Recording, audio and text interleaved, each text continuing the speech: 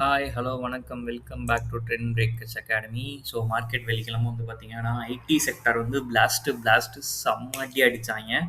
சரியான ஒரு rally 1200, 1300 point வந்து பாசிட்டிவு. பேங்க் நிஃப்டியும் ஓகேவா இருந்தது. பட் வந்து மெயினா பார்க்கும்போது உங்களுக்கு pharma sector, FMCG, auto sector, metal sector, நம்ம ரிலையன்ஸு, ஐசிஐசிஐ பேங்க்லாம் வந்து பெருசா வந்து பெர்ஃபார்மன்ஸே இல்ல. ஸோ அதாவது அன்னைக்கு யார் யார் பெர்ஃபார்ம் பண்ணியிருந்தான்னு பார்த்தீங்கன்னா, ஹெச்டிஎஃப்சி, இன்ஃபோசிஸ் நல்ல பெர்ஃபார்மன்ஸ். பட் வந்து மேஜரா இருக்க வேண்டிய நிஃப்டிக்கு மேஜரா தேவைப்பட வேண்டிய யாருமே வந்து பெர்ஃபார்ம் பண்ணல. ஸோ அதனால தான் வந்து நிஃப்டி வந்து ஒரு நல்ல செல்லிங் மோட தான் க்ளோசிங் வச்சாங்க. ஓகேங்களா, ஃபர்ஸ்ட் 800 பிரேக் பண்ற மாதிரி பிரேக் பண்ணா 900 ரெசிஸ்டன்ஸ் சொல்லியிருந்தோம். 880 வரைக்கும் போயிட்டு கண்டினியூஸா செல்லிங் ஆயிட்டான். ஓகேங்களா, க்ளோசிங் வந்து பார்த்தீங்கன்னா 25,700 நியர்பை க்ளோசிங் வச்சிருக்கான். ஸோ இப்போதைக்கு டவுசன் அண்ட் நாஸ்டாக் வந்து நெகட்டிவாக தான் க்ளோசிங் வச்சிருக்காங்க. ஸோ இட்ஸ் இண்டிகேட் நாளைக்கு ஒரு flat opening on negative side நடக்க சான்சஸ் இருக்கு.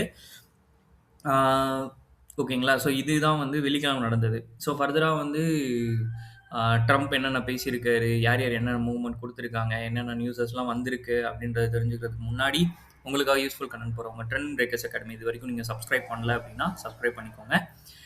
வாங்க வீடியோக்குள்ளே போகிறோம். ட்ரம்ப் அண்ணாச்சி வந்து சும்மாவே இருக்க மாட்டுறாரு. ஆக்சுவலி வந்து யூரோப்பியன் கண்ட்ரீஸ் எல்லாமே வந்து அவர் வந்து கிரீன்லாண்ட் வேணும் வேணும்னு சொல்லிட்டு இருக்காருன்னு சொல்லியிருந்தோம் இல்லைங்களா. ஸோ யூரோப்பியன் கண்ட்ரீஸ் வந்து அதுக்கு வந்து அகெயின்ஸ்டாக இருக்காங்க. எங்களால் கொடுக்க முடியாது, இது வந்து ஒரு சட்டத்துக்கு புறமானது அந்த மாதிரிலாம் சொல்லிட்டு இருக்காங்க. ஸோ அப்படி பார்க்கும்போது இப்போ நேற்று என்ன சொல்லியிருக்காரு அப்படின்னா, யார் யாரெல்லாம் வந்து அவரோட டெசிஷனுக்கு அகெயின்ஸ்டாக இருக்காங்களோ அந்த யூரோப்பியன் கண்ட்ரீஸ் எல்லாத்துக்குமே 10% டேக்ஸ் அப்படின்னு சொல்லி டேரிஃப் அப்படின்னு சொல்லி போட்டிருக்காரு.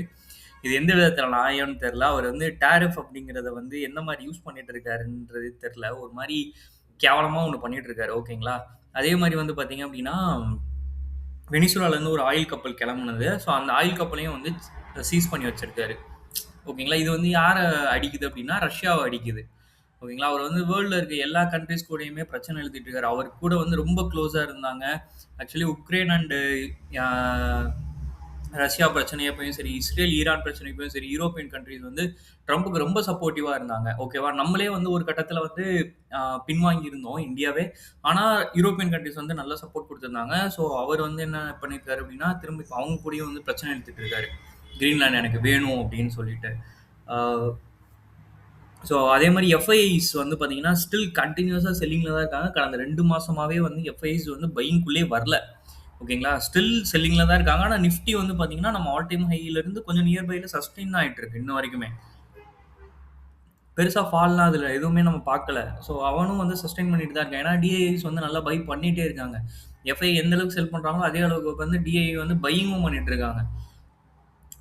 ஸோ அதனால உங்களுக்கு வந்து மார்க்கெட்டில் வந்து பெருசாக ஃபால் அப்படிங்கிறது வந்து வர மாட்டேங்குது. ஓகேங்களா, இவ்வளோ குளோபல் இண்டெக்ஸில் குளோபல் நியூஸஸ் இவ்வளோ வந்துமே இந்த மாதிரி தான் போயிட்டுருக்கு. ஓகேங்களா, ஸோ ஃபர்தராக நிஃப்டியோட லெவல்ஸ் அப்படின்னு பார்த்தீங்க அப்படின்னா 25,000 நாளைக்கு வந்து ஒரு நெகட்டிவ் ஓப்பனிங் தான். ஓகேங்களா, ஸோ என்னை பொறுத்த வரைக்கும் 25,500 தான் மேஜர் சப்போர்ட்.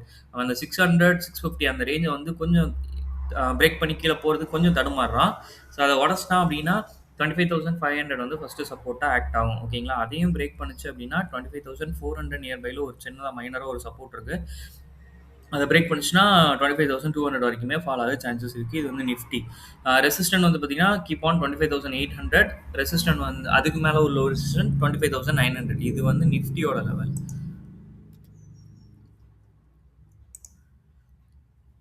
பேங்க் நிஃப்டி சொன்னேன் இல்லைங்களா, பேங்க் நிஃப்டியும் வந்து அவன் திரும்ப வந்து நியூ ஹையை வந்து ரிஜிஸ்டர் பண்ணுறானா நான் சொல்லியிருந்தேன். ஒரு அப் ட்ரெண்ட் மாதிரி தான் இருக்கான் அப்படின்னு சொல்லியிருந்தேன். ஸோ அதே அப் ட்ரெண்டில் தான் அவன் இருக்கான். ஓகேங்களா, ஆனால் ஸ்டாக்ஸ் கொஞ்சம் பர்ஃபார்ம் பண்ணால் மட்டும்தான் அவனால் வந்து தாக்கு பிடிக்க முடியும். ஸோ அவன் அப் ட்ரெண்டில் தான் இருக்கான்.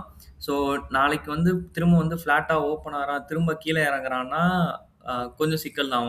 ஆனால் அவன் வந்து கீழே டவுன் ட்ரெண்டுக்கு போகிறதுக்கு எந்த இடத்த உடைக்கணும் அப்படின்னா 58,800 அந்த ரேஞ்சை வந்து அவன் உடைக்கணும். உடச்சி கீழே இறங்கினா மட்டும்தான் அவன் வந்து கண்டினியூஸாக செல்லிங்கில் போகிறதுக்கு சான்சஸ் இருக்குது. அதுக்கே வந்து அவன் இன்னும் 1,200 பாயிண்ட் வந்து கீழே இறங்க வேண்டியிருக்கு. ஓகேங்களா, ஒரு நல்ல ஸ்டேஜில் தான் இருக்கான். ஆனால் இதை வந்து நம்ம எவ்வளோ இதாக நம்ப முடியும் அப்படின்னு சொல்லி தெரில. ஓகேங்களா, பேங்கிங்கை பொறுத்த வரைக்கும் ஐடி. ஸோ நான் சொல்லியிருந்தேன்ல அந்த ட்ரெண்ட் லைன் அவன் பிரேக் பண்ணலங்க. அவன் அதிலேயே தான் இருக்கான். பிரேக் பண்ணல, திரும்ப மேலே போக நிறைய சான்சஸ் இருக்குன்னு சொல்லியிருந்தேன் இல்லைங்களா. ஸோ அதே மாதிரி தான் பண்ணியிருக்கான்.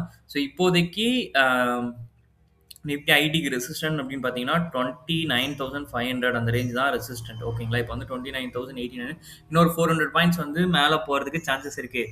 அதை தாண்டிடுச்சு அப்படின்னா மொமெண்டம் பாசிட்டிவ் தான். ஸோ ஐடி வந்து திரும்ப வந்து ஒரு நல்ல ஹை போகிறதுக்கு சான்சஸ் இருக்குது ஓகேங்களா. திரும்ப ஒரு 40,500 அந்த மாதிரி போகிறதுக்கு பாசிபிலிட்டிஸ் இருக்குது. ஆனால் அதை தக்க வைக்க வேண்டும். Reliance. So Reliance keep on selling தாங்க. ரிலையன்ஸ் வந்து இன்னும் செல்லிங்கில் தான் இருக்கான் ஓகேங்களா. அவன் வந்து பையிங்க்கு இன்னும் திரும்பல, டவுன் ட்ரெண்ட்லேயே தான் இருக்கான். ஸோ பார்க்கலாம் அவன் வந்து 1420 வந்து பிரேக் தொடுறானா, டச் பண்ணுறானா அப்படின்னு சொல்லி பார்ப்போம். ஹெச்டிஎஃப்சி பேங்க் அந்த ரெசிஸ்டன்ட் கீழே தான் இருக்கான் 938. ஸோ இன்றைக்கி கூட அது நியர்பை போயிட்டு திரும்ப செல்லாக தான் க்ளோசிங் வச்சுருக்கான். ஸோ நாளைக்கு வந்து ஃப்ளாட் ஓப்பனிங் கிடச்சிச்சு அப்படின்னா மொமெண்டம் திரும்ப கீழே இறங்க சான்சஸ் இருக்குது ஓகேங்களா. ஏன்னா டவுன் ட்ரெண்ட் மாதிரி தான் இருக்குது. ஆனால் எனக்கு கன்ஃபர்மேஷன் கிடைக்கல. டவுன் ட்ரெண்டாக இருக்காமா இல்லை ட்ரெண்ட் ரிவர்சல் ஆகுமா அப்படிங்கிறது வந்து ஒரு மூமெண்ட் கொடுத்தா மட்டும்தான் நம்மளால் வந்து கண்டுபிடிக்க முடியும் ஓகேங்களா. ஸோ இதுதான் வந்து இப்போதைக்கு நாளைக்கு நடக்கிறதுக்கான பாசிபிலிட்டிஸ். ஸோ நாளைக்கு ட்ரம்ப் என்ன பண்ண போகிறாரு, திரும்ப இன்றைக்கி என்ன பண்ண போகிறாரு, இதெல்லாம் யாராலையும் சொல்ல முடியாது. ஏன்னா இருந்தாலும் ஒரு சிங்கிள் சைக்கோ மாதிரி சுற்றிட்டு இருக்காரு. ஸோ பார்ப்போம் என்னெல்லாம் பண்ணுறாங்க அப்படின்னு சொல்லிட்டு ஓகேங்களா. ஓகே, தேங்க்யூ ஃபார் வாட்சிங்.